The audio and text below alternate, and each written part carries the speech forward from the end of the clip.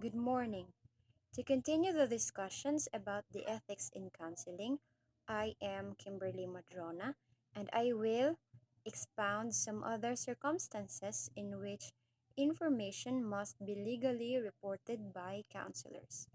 We should take note about the word legally because confidentiality, as discussed by the previous reporter, is an ethical concept which states that therapists should not disclose information about a client. Confidentiality is said to be essential but not absolute. It has limits. So, in this topic, we shall know instances wherein counselors should breach confidentiality. Remember that these instances allows counselors to break the concept of confidentiality in a legal basis.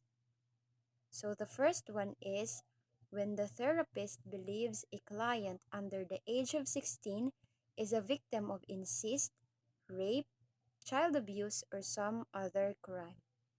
This is one example necessitating that confidentiality be broken is in case where you believe a child may be being abused.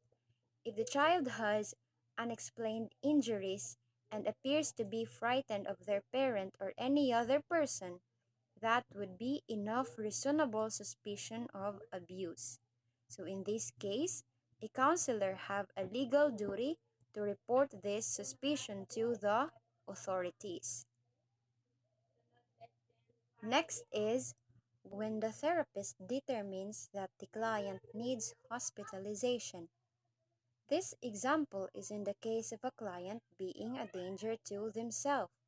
A therapist will not generally report unless there is an intent and a plan to act on suicidal thoughts. Just having suicidal thoughts is not enough reason to break confidentiality. A person should not be hospitalized against their will for seeking help, but only if they actively plan to harm themselves.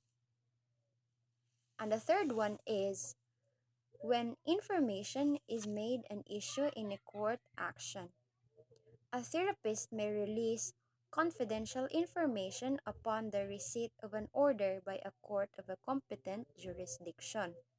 So sometimes, information about a person's mental health can be vital to enlighten a legal proceeding. A court can order a psychiatrist or a psychologist to release information if it may be pertinent to a case. And the last one is when the clients request that their records be released to them or to a third party. So sometimes the patient may agree to allow his or her therapist to release certain private details.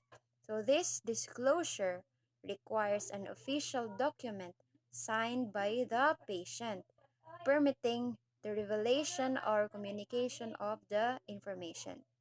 With that informed consent on file, the therapist is allowed to release the confidential information. So that shows the limits of confidentiality. But remember that disclosing informations without enough basis can cause a civil lawsuit for a counselor. So that will be all. Thank you.